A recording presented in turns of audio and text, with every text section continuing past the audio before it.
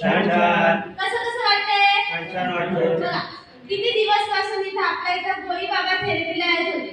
Therapy घेताना त्यांच्या शरीरामध्ये काय वेगळे बदल जाणवायला मिळले आज ते भोई बाबा सोबत आपण बोलणार. प्लीज वेलकम भोई बाबा. या बाबा. टाळ्या वाजवा बाबांसाठी. बाबांसाठी clapping करा. जा तिथं.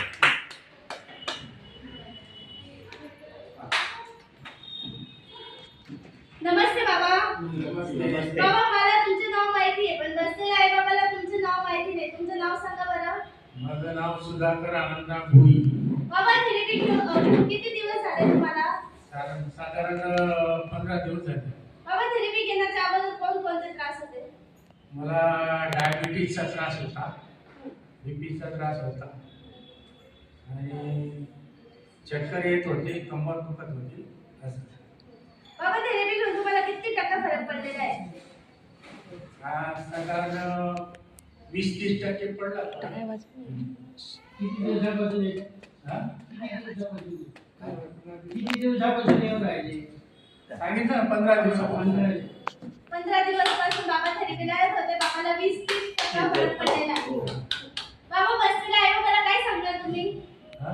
बसलेल्या आई बाबाला काय माहिती देणार? बसलेल्या आई बाबांना एवढं सांगेन मी की नेहमी जर थेरपी करत राहिला आपण तर त्याचा निश्चितपणाला फायदा होतो. त्याचा डायबिटीस जर वाढलेला असेल तर तो सुद्धा कंट्रोलमध्ये येऊ शकतो. आपलं वजन जे ते सुद्धा जास्त वाढलेलं असेल तर ते सुद्धा कमी होऊ शकतं. चक्करमध्ये सुद्धा फरक पडू शकतो. अशा प्रकारे जे व्याधी आहेत त्याच्यावर निश्चितपणाने परिणाम होत असतो थेरपी घेतल्याने आणि त्यामुळे थेरपी निश्चितपणाने फायदेशीर आहे असं माझं ठाम मत आहे.